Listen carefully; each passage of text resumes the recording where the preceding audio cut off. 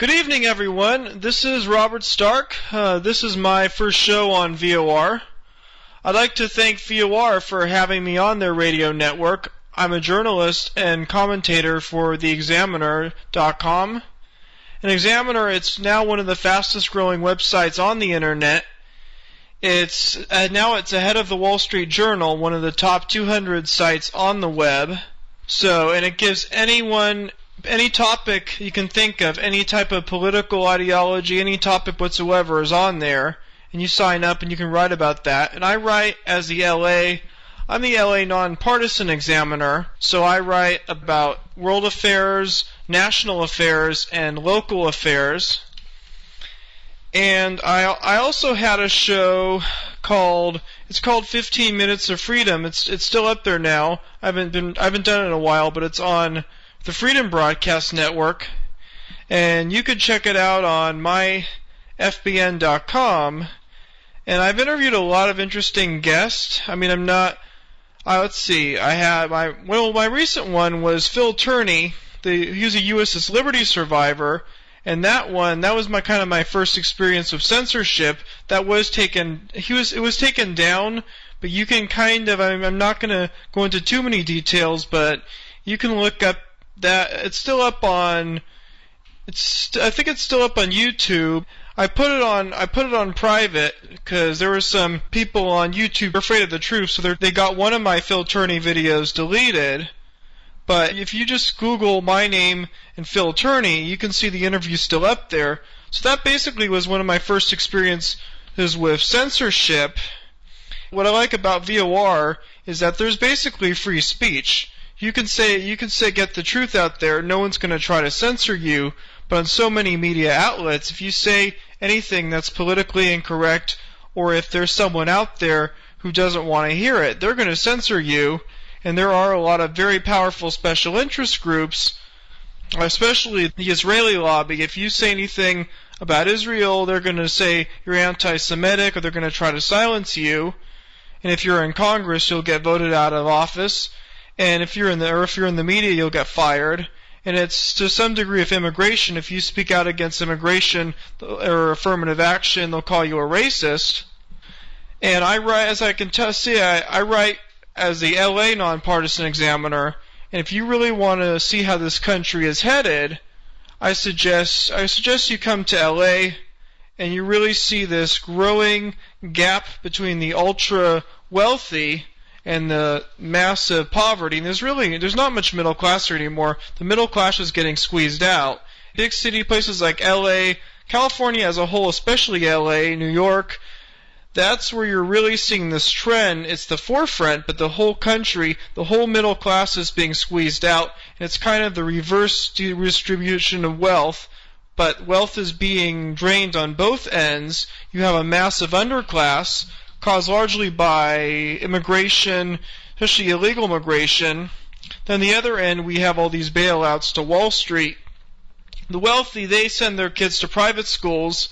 They're the ones who are hiring these illegal immigrants, and that's totally destroyed the whole public school system. So I went to school in LA. I was in LAUSD, and I was maybe a lot of classes I was in, I was maybe one of the only white kids in there. So it's hard not to feel some sense of racial awareness just being in that environment. And there's kind of hostility, and then you had all the busing in there. So whites are a tiny minority in the LA public school system and the city as a whole.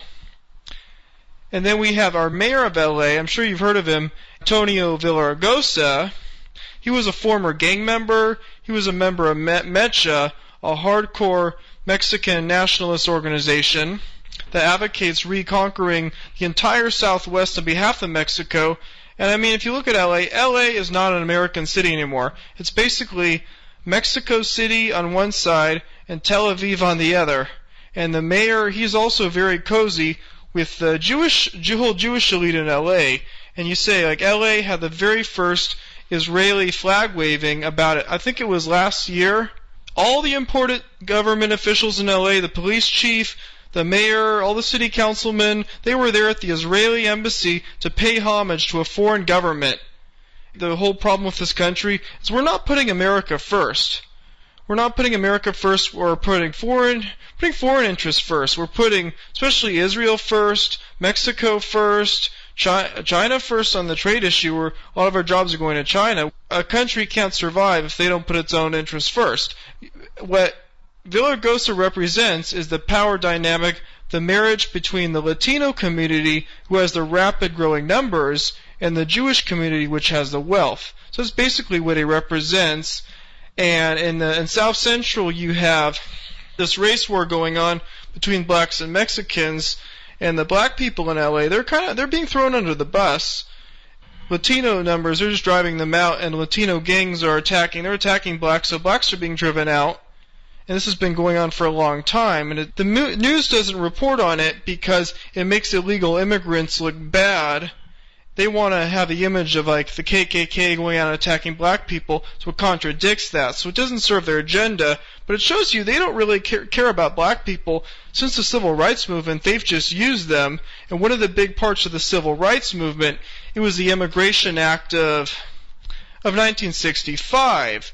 And it was tied in with like giving equal rights to blacks, but it basically, we had certain quotas on immigration, and it did favor Europeans, and some people might say that's racist, but that was the composition of the country since our country was founded, and it totally opened up to chain migration, massive immigration. It changed the whole composition of this country. In the 1960s, we were about 90% white. Now we're down to about 2/3, and whites are expected to become a minority sometime towards the middle of this century. And the American people have no say whatsoever. So, and when whites were about 90% in the 1960s, and that was down to about 2/3 today, by the middle of the century, whites are expected to become a minority. And LA is one of the example of that. Whites are now a small minority in LA, and most of the so-called white population, especially the ultra-elite, is predominantly Jewish. So the white middle class has just totally been squeezed out of LA. And this trend's affecting the whole country. If you get the chance, I really urge you to come to LA, and you need to see, because the rest of the country, the people in the Midwest and the South, they just don't get it because they don't see it up hand. I think as this problem, as it spreads, more people are beginning to wake up, but you really need to come to LA and see this issue on the front line and really see what it's like and where this country is headed. We have corrupt politicians all over the country, but look at LA. We have politicians that are totally beholden to foreign ethnic interest. So at least in the South and the Midwest, you have people like Lindsey Graham's a good example. Lindsey Graham is beholden to the Israeli lobby. He's for open borders, but a lot of these guys, they put on the illusion that they're pro-American. But LA, they don't even put on the illusion that they're pro-American. They're openly for Israel first. Like Villahermosa is the perfect example. He's openly for Israel first. As you can see a picture of him, he has a big Mexican flag behind him, but he's totally loyal to his ethnic background, his Mexican heritage. He had put on, there was this massive immigration. This made national news, and then the whole country they saw this and they were outraged. In downtown LA, you had hundreds of thousands of illegals marching for the streets carrying Mexican flags. And LA is an occupied city. There was a billboard in LA put up by a Spanish station saying LA, California, with California crossed out, and saying Mexico. And a lot of the public schools here, they don't even speak English. And this is just spreading to the rest of the country. Nothing's really been done about it. People are too comfortable to really do something about it. Things have to get worse and worse progressively for people to take a stand. People are just leaving. The middle class has just left LA. There's local talk radio. There's some of these guys on talk radio. They're kind of neoconish on the foreign policy, but some of them have done a lot to hold the local government accountable. We had a great candidate for mayor named Walter Moore. He was strongly against illegal immigration. He was for the middle class, anti-corruption. He was great. He sponsored this legislation called Jamil's Law, and it was named after a black high school student who was murdered by an illegal alien gang member. Basically what it would do is it would give police the power to file the immigration status of illegal alien gang members they arrest. And it sounds pretty reasonable, but the whole political establishment is trying to say, they're trying to say it's racist, they're writing it off. And I think a lot of people who don't pay attention, the talk radio community has brought light to this issue, though, about illegal immigration and the race wars in South Central LA. But the mainstream media, so people who don't pay attention, they have no idea what's going on. But Walter Moore, the last time, he did fairly well. I think he came in second place. It was all the mainstream media ignored him, but it was all over talk radio, local talk radio, which gave him the attention. So as I was saying, I started to become kind of racially aware. When I first went to middle school, there were very few white students in that school, and there was just so much hostility. I mean, I never was physically assaulted, but I'd have a lot of blacks come up and make racist comments, and it was sort of a very hostile environment, especially coming from a school before that was very sheltered. And basically, the school itself was in a fairly wealthy part of town. It was in Westwood, but it basically was an inner city school due to all the busing. So I didn't develop a strong sense of political ideology until I was about 18, but I've saw the effect massive busing from the inner city and illegal immigration had on destroying the public schools. And I was really annoyed of teachers there that were kind of making disparaging anti-white comments. And most of them were white. A lot of them were white teachers, but they had like a white guilt complex. So I always rejected political correctness and multiculturalism. Then you have the whole about the Jewish issue. I didn't really become aware about that until much later. I mean, when I was growing up, a lot of my best friends were Jewish, so I never really considered myself anti-Semitic. But I was aware that they did tend to be that's where a lot of the wealth was. And I was aware that they were very liberal, but I never really thought of that as being some part of some kind of sinister agenda. I thought it had a lot to do. I mean, because of their history, people that have traditionally been persecuted tend to be liberal. Then later, recently, I got into the Ron Paul. I was very active in the Ron Paul movement, and I first started out when I first became aware of the New World Order. I became aware when I saw this film, America, Freedom to Fascism, and the filmmaker who made interestingly enough, Aaron Russo, he was a Sephardic Jew. So, but it's kind of ironic because I remember seeing a thing of him on YouTube where he was at a town hall and he kind of scolded someone for mentioning the term like Jewish banker. But basically, it's the truth that there is a big Jewish role in the New World Order, but I owe him a lot of gratitude. I found out about how the Federal Reserve works and about this whole plan for a North American Union. Then I started listening to Alex Jones, and I was very active with Ron Paul's campaign. I started to become really aware that there was a strong Jewish agenda when I was listening to this show named Michael Medved. And I know Jamie Kelso on this network, he knows very well who Michael Medved is. But Michael Medved, he's a full-blown neocon. He represents everything about their agenda. He's for Israel first. He's for open borders. I think he supported the bailouts. He basically represents the whole agenda of the Jewish elite. And he went out of his way to viciously smear Ron Paul. He called Ron Paul an anti-Semite. We didn't say, but he didn't try to smear him by being tied to American Free Press. And American Free Press, it's actually an excellent newspaper. It's one of the best newspapers online. But he tried to say it was a neo-Nazi newspaper and smeared Ron Paul for having his articles published there. So then I started to think, I did the math. Why are these Jewish neocons so hostile to Ron Paul? And it's because he wants to cut off Ron Paul isn't explicitly anti-Zionist or even anti-Jewish, but he wants to cut off foreign aid to Israel, and he's against the Federal Reserve, which is controlled by these elite international Jewish bankers. And that's why they tried to, all these groups like the ADL and AIPAC, they despise Ron Paul. But Ron Paul's never said anything explicitly anti-Jewish, so they don't really have any strong ammo to smear him, and that's why Ron Paul's been so successful. If you look at the congressmen, I'm in Henry Waxman's district, and there's basically several clones of Henry Waxman. They're these Zionist Jewish liberals. We have Henry Waxman. He represents the west side where I am. Then out in the valley we have Berman, Sherman, and Adam Schiff. Then down in the South Bay we have Jane Harmon. Jane Harmon is the most despicable of them all. She was involved in the AIPAC espionage trial. She's actually being challenged by my former 7th grade English teacher, Marcy Winograd. And Marcy Winograd, she's a Jewish liberal like Harmon is, but what sets her apart is she's very critical of Israel.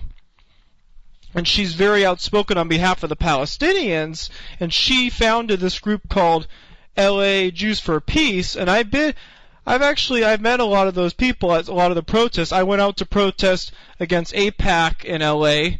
I went to another one of their protests in Westwood, and they're very liberal. They're kind of politically correct, but I applaud them. I applaud them for getting out there and speaking out against AIPAC. Winograd's very liberal, but I do hope she defeats Harmon, because Winograd's liberal, but her heart's in the right place, and she pissed off Henry Waxman. Henry Waxman is my congressman. He put out a letter totally smearing her and saying that her policies would lead to the destruction of Israel because she supports a one-state solution. And even if that were true, let's just say, I think a one-state solution wouldn't be the best thing for Israel. But Waxman, he's all for this open border. So they're all hypocrites because they want us to surrender our sovereignty. They want us to surrender our sovereignty, but they think that Israel has to do whatever it takes to keep their ethnic identity. Yitzhak Rabin, he was considered a progressive, a man of peace by Israeli standards, and that's what cost him his life. He was the one who signed the Camp David. It was the Camp David Accords to create the Palestinian Authority, so the Palestinians in the West Bank would have a legitimate government. And it cost him his life, but he said Israel must remain 70% Jewish.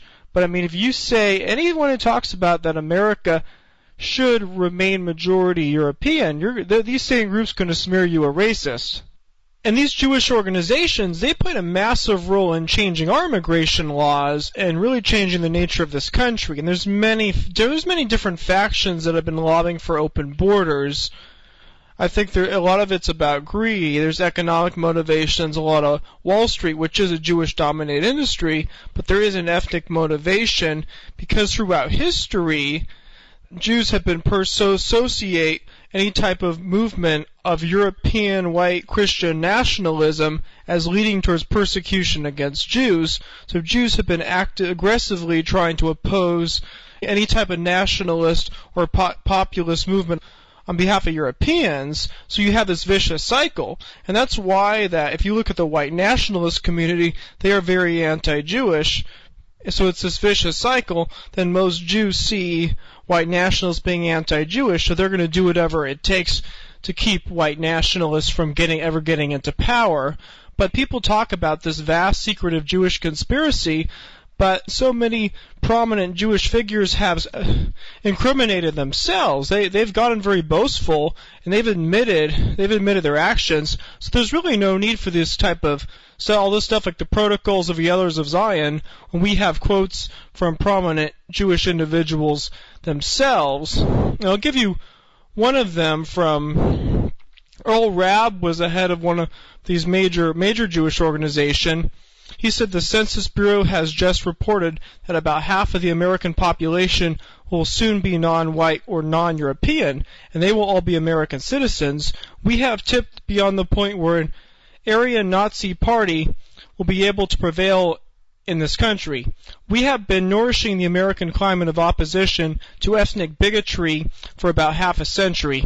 That climate has not yet been perfected, but the heterogeneous nature of our population tends to make it irreversible and make our constitutional restraints against bigotry more practical than ever.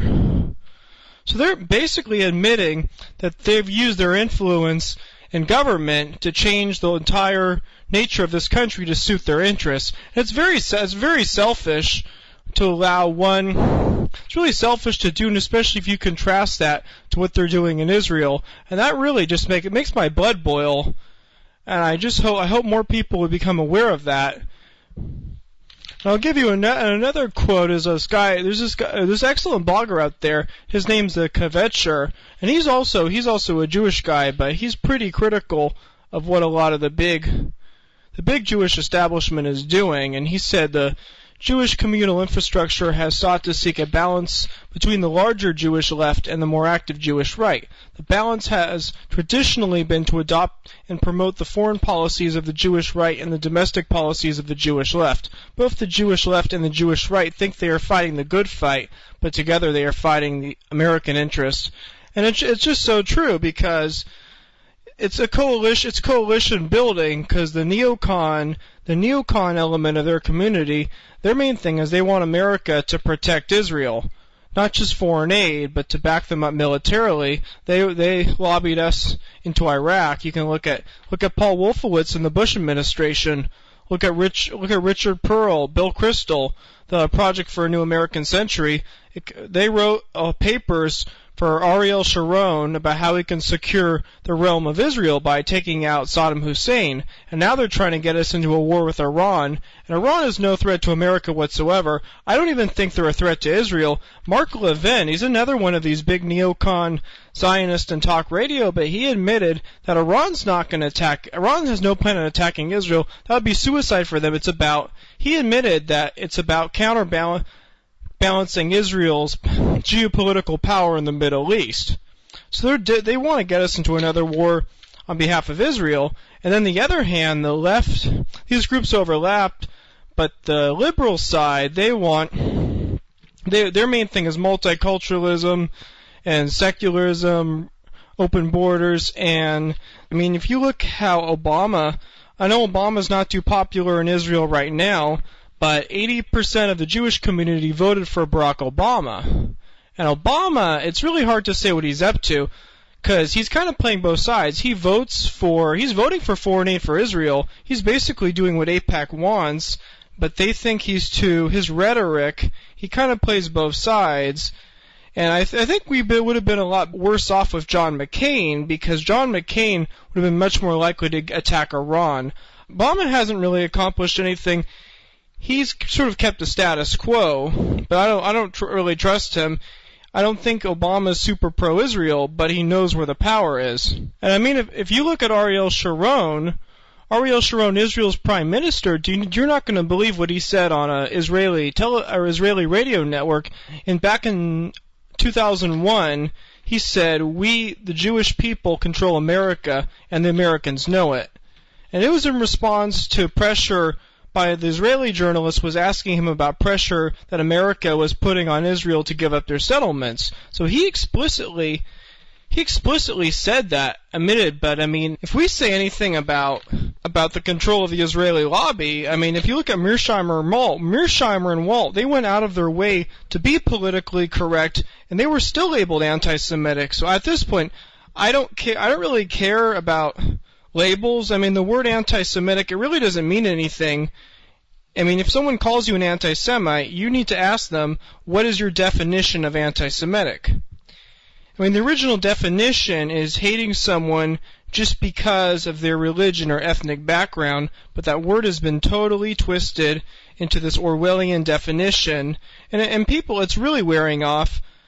It's really about allowing a foreign power to control our government. And any foreign power, any foreign government or alien interests influencing our government is totally unacceptable. I don't care if it's Israeli, Jewish, I don't care if it's Saudi, I don't care if it's Chinese. It's totally unacceptable. We have to put America first. And I don't care, I mean, I don't really, I don't care what your religious background is, or your whatever, but if you're going to put a foreign country before America, then you really have no business calling yourself an American, and you have no business being in our country. You have no business being in office. And we need to vote out all these traitors, and elect people that are going to put America first. So the real ideological battle of the 21st century, and it has gone on for the 20th century, but we're especially going to see this battle continue in the United States and throughout the world, it's not liberalism versus conservatism or capitalism versus communism. It's going to be globalism versus nationalism. And we have to look at each movement. We have to decide if it's a nationalist movement versus a globalist movement. And right now, we have the liberal movement, and both the liberal movement and the conservative movement, with the exception of maybe a Ron Paul or Pat Buchanan, have become committed to the globalist agenda. Whether it's for open immigration, free trade, the wars in the Middle East, this is all part of a globalist agenda. And as I was talking about the Zionist issue earlier, but we have to ask ourselves, is Zionism a form of nationalism or internationalism? And as I said, if you call someone a racist or an anti-Semite, you have to ask the person what's the definition of those words. But the same has to be said about Zionism. What is the definition of the word Zionism? Is it Jewish nationalism, Jewish imperialism, Jewish supremacism? And some Zionists are nationalists. A Zionist who wants Israel to be self-sufficient and end foreign aid and encourages Zionist Jews in America to immigrate to Israel, they are true nationalists, but they make up a small faction. See, I mean, you could make the argument that some of the right-wingers in Israel are nationalists, but among the American Jewish community, they are committed to internationalism, and that's why they despise. If you look at Meir Kahane, he was a very radical, Jewish supremacist, but he was despised by the Jewish establishment, but not so much because they thought he was a racist, but he was very upfront about his belief system. I can respect people who are upfront about their beliefs. And the other thing is he encouraged Jews to immigrate to Israel, and the Jewish power structure, their base of power is on the American Jewish diaspora. And that's why they despised him, because they put on the illusion that they're for diversity, multiculturalism, but the Jewish establishment, all these groups like the ADL, AIPAC, they're just as racist as the Kahane movement was, but they despised him because he was upfront about his belief system and because he wanted American Zionist Jews to move to Israel and actually immigrate there, which is commendable because preferable than to have all these dual loyalty citizens in positions of power. And we have these people, they're loyal to Israel, but they would much rather live in America and enjoy the good life here. So in that sense, Zionism has become a form of internationalism rather than a form of nationalism. By far the biggest threat to our nation, it isn't radical Islam or communism. Those are issues. By far the biggest threat to America and Western civilization is globalism. And what globalists do, I think there's different factions. I heard a lot, as I said, I get into conspiracy stuff. I'm reluctant to endorse conspiracy theories without solid proof, because there's this, I'll talk about the Illuminati and the secret cabal that wants to take over the world. You know, that could very well be true. But there isn't, I don't see the solid evidence, but there is the economic model of a New World Order. It's about destroying national sovereignty, sending jobs overseas, and bringing in massive immigration. And it's bad for the West, and it's bad for the Third World as well. Western civilization has long been the beacon of freedom and the principles of individualism. And these globalists, they want to have people that they can exploit and easily control. And they want to bring down the Western countries to the level of the Third World, but they also there's vast natural resources in Africa and South America, and they want to control that. So some of these leftists, like Hugo Chavez, I mean, I have some issues with Hugo Chavez, but at least he's defending his nation's vast oil reserves against these globalists who want, people like David Rockefeller, they want all this free trade, but they also want to control the natural resources in Latin America. But they're also behind all this. They're behind all this immigration. They want the cheap labor, So it's bad. It's bad for our nations, and it's bad for the whole world. The only people who are benefiting are these ultra elites. Then the other side of the New World Order is the left. There's the leftist cultural Marxists. They originated in the Frankfurt School, and their belief system, what a lot of these leftist professors teach, is that the Western nations, Western civilization, has gained its wealth by exploiting the natural resources and people in poor countries. And that they believe there's this whole white power structure, which is it's non-existent today, but they still believe it. And if you want to understand that mentality, I suggest reading Howard Zinn's book, The People's History of the United States. And his book basically says that America's wealth was generated on the backs of exploiting like blacks and American Indians and immigrants. So what they want is they believe that the white nations have to make amends for that by redistributing wealth to the poor countries and by opening up immigration. So they're the useful idiots of the New World Order.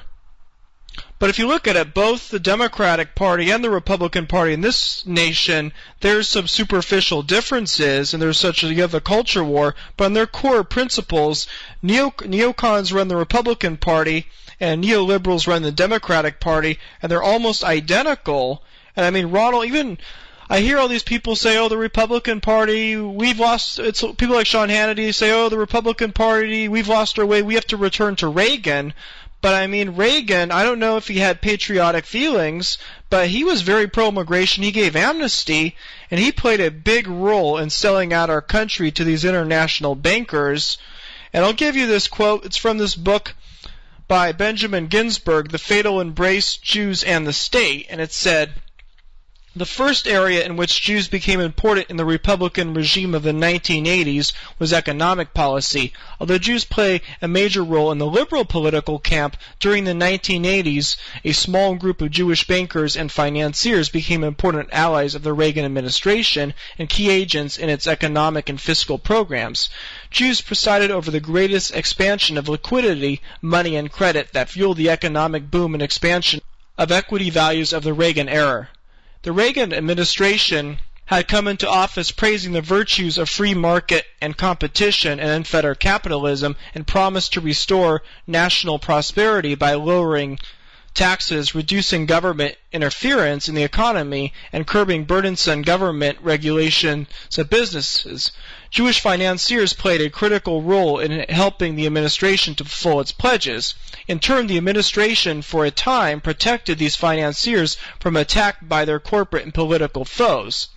And that goes back to the whole philosophy of Milton Friedman, who a lot of conservatives and libertarians follow. It's all about privatization and free trade, but that buys into the hands of these globalist elites. They consolidate their power by having a monopoly over the wealth and natural resources.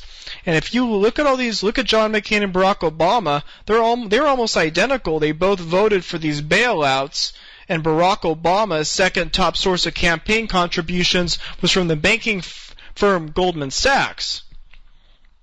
If you really think about it, it's been every single president that we've had since, I'd say, at least since LBJ, has been beholden to these same interests, these international bankers, and the Israeli lobby is the other one, but they've been growing in power. But I mean, look at LBJ. He covered up for the U.S.'s liberty. We had Americans; they were murdered in cold blood, and we've been covering up for that interest. But every president we have since LBJ has been committed to globalism, and they've been selling out our sovereignty. I mean, LBJ was almost identical to George Bush, and it shows you how messed up the left-right paradigm is, because a lot of liberals today say they hate George Bush, but they admire LBJ.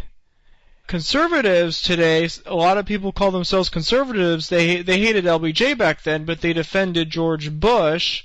But they're basically identical. They're both for big government, open borders, all these foreign entanglements and wars, and they're for the big bankers. And we really haven't been seeing any change with our politicians. Our politicians and our presidents have been gradually getting worse. So I've been talking a lot about all the horrible things that's been happening to our country, But I think it's important to look at some of the positive trends, and there is some hope because of the internet, more and more people are waking up. And I mean, I told you earlier in the show, I was very active in the Ron Paul movement, and that movement has been one of the greatest things that's happened to this country because it's bringing in people from all different walks of life. It's not just people from within the conservative movement, but independents, former liberals. It's a message about the Constitution, individual liberty, national sovereignty. I know there's some libertarians for open borders, but at least Ron Paul is for national sovereignty. And now he has his son Rand Paul, is running for Senate in Kentucky, and he's in the lead of the Republican primary. And it's like a shoo-in. It's almost guaranteed he's going to be the next senator. And that's going to have a huge impact on the direction of the Republican Party. And there's some other guys running for office that are Ron Paul supporters, but I don't know if they have as much of a chance. Another great guy out there is James Traficant. He's a former congressman. He was a Democrat, but he's not really your typical Democrat the way Ron Paul's not your typical Republican. But he was basically set up. He was very outspoken against the Israeli lobby and NAFTA. He spoke out against the Clinton administration and also the Federal Reserve and all sorts of. He made a lot of powerful enemies, and he was set up, and he was framed for a crime he didn't commit, for a corruption crime. And it was Chertoff, the Israeli citizen Chertoff. He was a federal attorney back then, and he was the one who set up Traficant, and he was in prison for 7 years, and that's longer than any congressman has ever been in prison. And then Chertoff he was awarded in the Bush administration when the Department of Homeland Security was created, he was awarded with that position for what he did with Traficant. Anyways, Traficant's now out of prison, and he's stronger than other. Now Traficant's out of prison, and he's stronger than ever. And he has a show out there, and he's going to run for Congress as an independent. And he's so popular in his district that he was able to get about 15% of the vote as an independent running out of prison.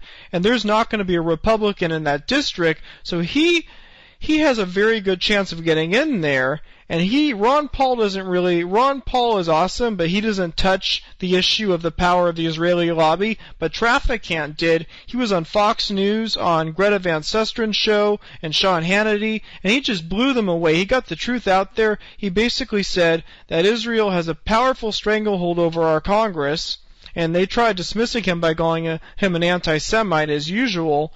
But if he gets into Congress, which I think is likely, he'll join Ron Paul, and we have Rand Paul in the Senate. So we have a lot of great things going on. We have the Tea Party movement has been a great thing. It's given people who are fed up with big government and with Wall Street and with all these powerful special interests, it's given them a voice. But the only concern I have about the Tea Party movement is that it's kind of being co-opted by these partisan Republicans and these kind of neocons, people who are very pro-war. And it started out with it was being promoted by Fox News.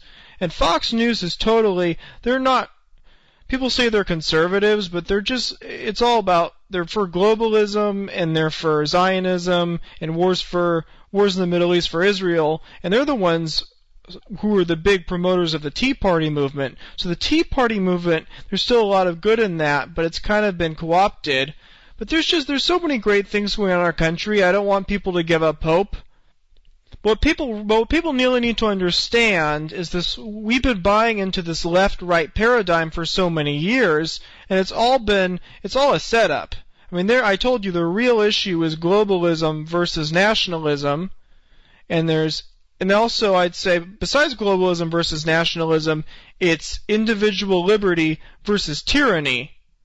And both sides, the conservatives and the liberals, they try to claim they're for freedom, but I mean, Ron Paul is the right message because he's for national sovereignty. He's an enemy of the globalists, and he's for individual liberty. I think the same can be said about Traficant as well. And that's the kind of movement we need to take back our country. Not so much conservatism, but we need a populist movement that can appeal to people on different sides. and it needs to be the focus as constitutionalism, national sovereignty, and taking back our country from these globalists, these oligarchs, as some would say, that have hijacked our political system. And we need to put aside some of our political differences. Like, I may disagree with Dennis Kucinich. He's on the left. He's very liberal. I don't like his views on immigration. I don't like his views on gun control. But he does see the core issue that we don't have a real democracy where the people have a voice because we have power is concentrated in the hands of a tiny elite. And that's the root problem. And we need to put aside some of our differences and work with people on different aisles who identify that as a major threat to our republic.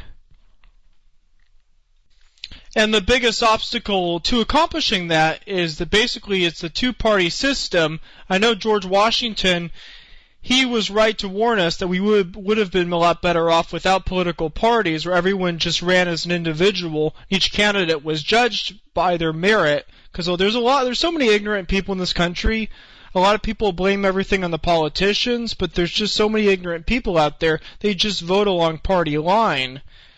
And the two-party system is set up so special interest groups have a monopoly on certain parties, so people who don't fit the orthodox liberal view in the Democratic Party or the whole neocon view in the Republican Party, they don't really have a voice.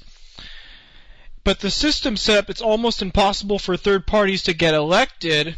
So we need to work within the current two parties, and I think that's what Ron Paul has been doing, and his son Rand Paul is doing as well. We need to get the big money out, especially the big money from Wall Street and AIPAC. And I don't really know what the solution to that is specifically. Traficant proposed. I know what Traficant proposed is if you're going to donate, you need to donate. Only can donate to politicians if they're running in your area. Like if they're running for Senate, you have to live in that state. And the idea is so all this big money from Wall Street in New York doesn't interfere with local elections. Like if someone speaks out from Israel, let's say a bunch of Israeli firsters in New York or Beverly Hills decide to donate to the opponent of a candidate in somewhere like, let's say, Ohio or whatever, or somewhere in the Midwest, they can't do that because they don't live in the district. And that's a good idea. The only problem I have with that is Ron Paul's campaign has his movement, not his campaign, but the other people like Rand Paul running for Congress, he's running for Senate in Kentucky, but he's getting support from all over the country. So I have very mixed feelings about that.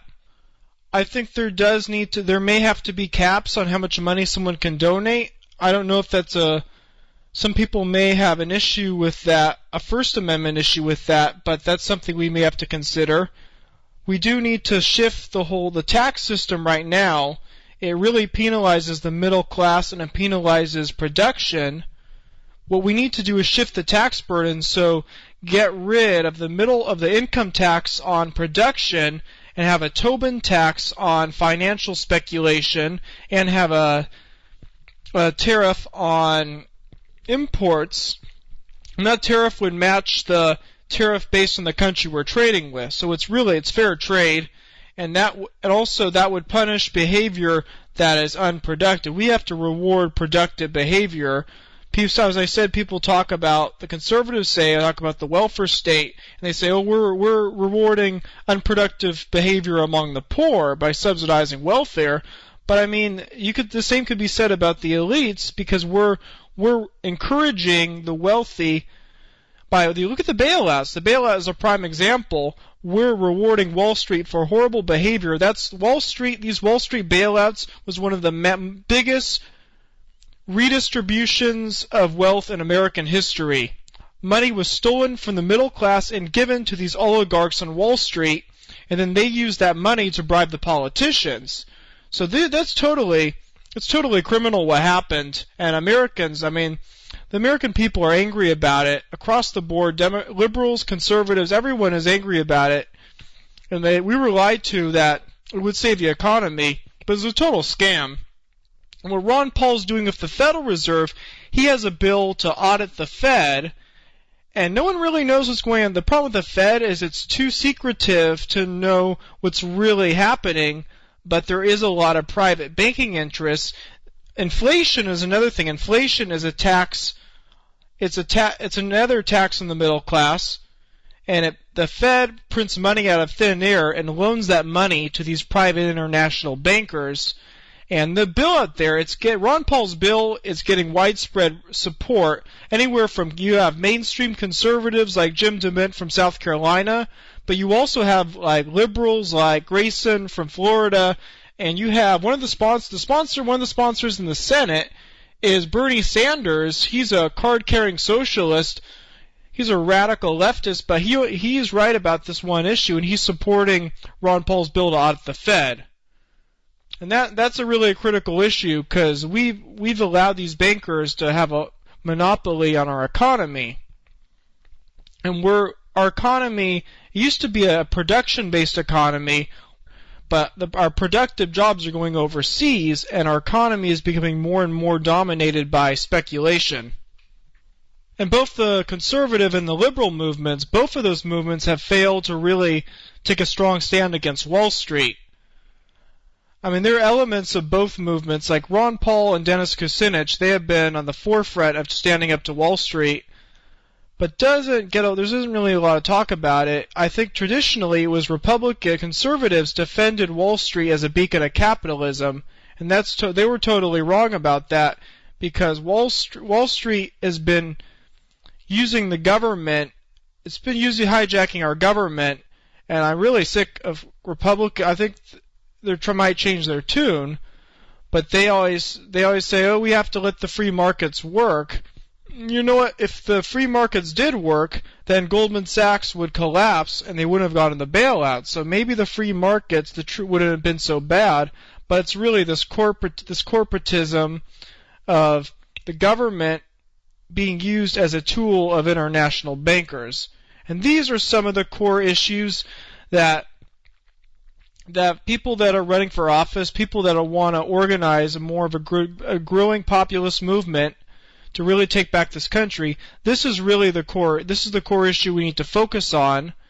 Even stuff like immigration and foreign policy, that's critical, but that comes secondary, because why our borders are open and we're fighting these wars because of the power that the bankers have by buying off the politicians, because that's a big part of the bankers' agenda of globalism and open borders. So the root of the problem is the stranglehold that Wall Street and these financial elites have over our government. And the last great populist, we had a great populist movement during, I think it was like during the 1930s, during the Great Depression, and you had figures like Huey Long and Father Coughlin, and they saw like the twin evils of communism and Wall Street, and that was really, I mean, the movement was destroyed by FDR, kind of destroyed that movement because America was conned into World War II, and since a lot of Americans were lied to, that then the establishment discredited that movement because it was tied in with the America First movement against intervention. But I don't want to that's a whole nother topic for another time. Right now I want to focus on the financial issue. But then after World War II, we started to see more of a left-right paradigm. The liberal movement came out of the 60s, and the modern fake conservative movement we have today started with Buckley, and both those movements have been giving the financial elites a total free pass. So that's what we need. We need another Huey Long, and I see men like Jim Traficant and Ron Paul. I mean, I see these are the men that really can save America. Men that will take a strong stand against Wall Street, against this financial plutocracy, against globalization, and stand up for national sovereignty and our constitutional rights. That's my show for tonight. Thanks for being with me. See you next week.